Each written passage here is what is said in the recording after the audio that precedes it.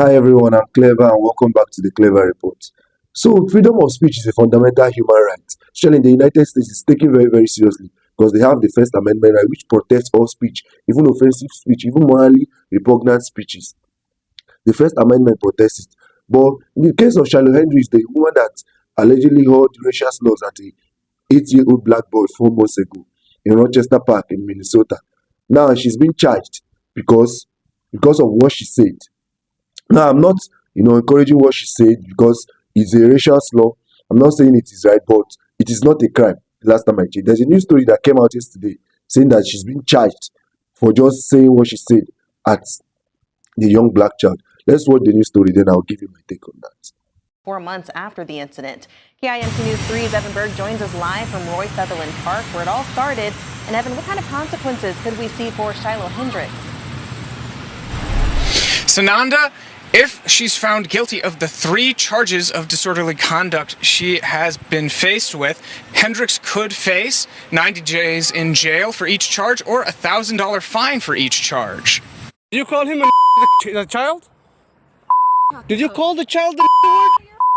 It is my own business. You call him a The city attorney's office says it took so long to file these charges because of the large amount of public attention surrounding the incident.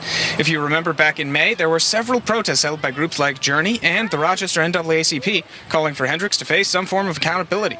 The potential $3,000 charge may not seem like much compared to over $700,000 Hendrix raised to supposedly protect her family on Give, Send, Go. Rochester Mayor Kim Norton says there are limits to what the law can address. It is difficult, and I struggle with that, and I think many people struggle with that. But we have to follow the law. We can't. This isn't an emotional response that can be had in the court system.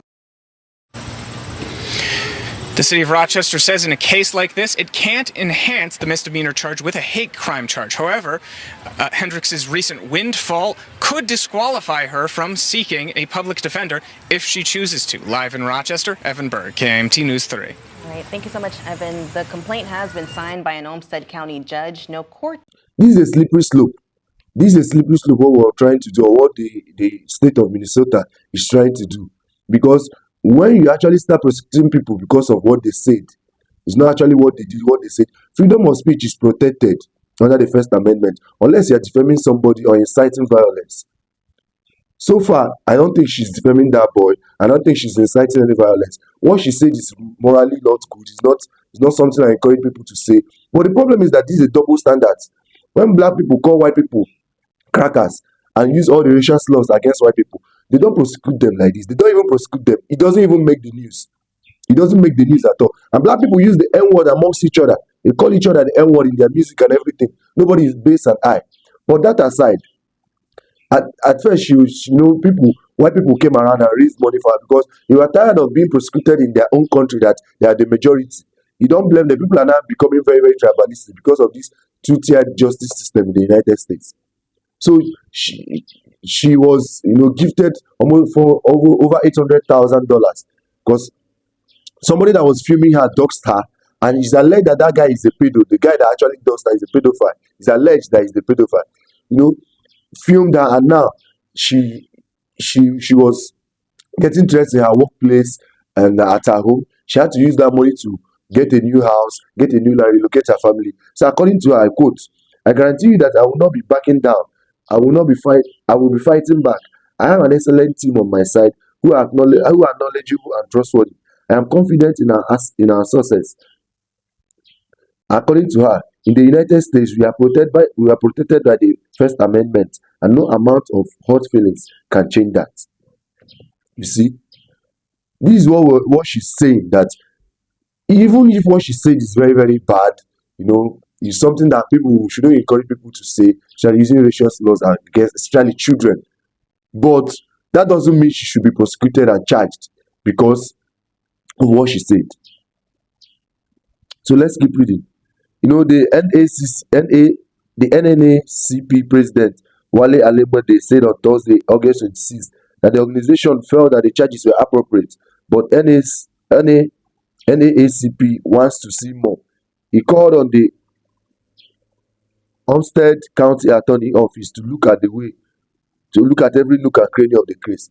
It's so funny that she's only charged with disorderly incident and you still want to charge her more. What are you going to charge her for?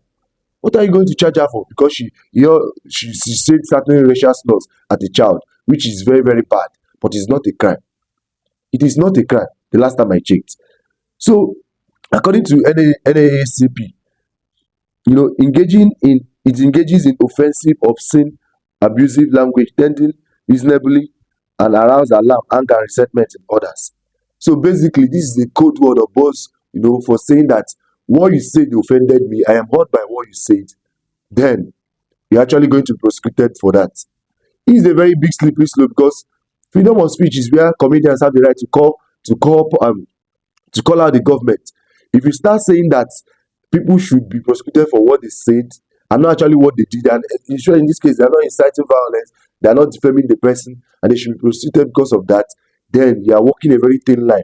Every other, minority or racial group that is supporting this, knowing that they will be weaponized against, especially the blacks, they will weaponize it against you whenever you say something offensive or something uncomfortable or something the blacks don't like. Automatically, they can charge you for what you said. It's not actually because of what you did. They will charge you for what you said.